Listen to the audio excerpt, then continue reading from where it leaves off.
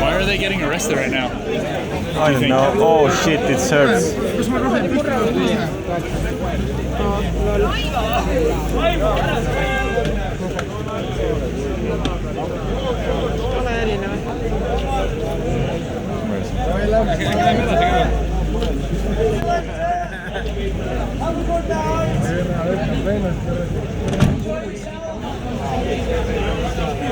See, it has gone. Yes, he does. Yeah. The bus guy. The other dudes are walking around like the orange vest. They're just patrolling. Yeah.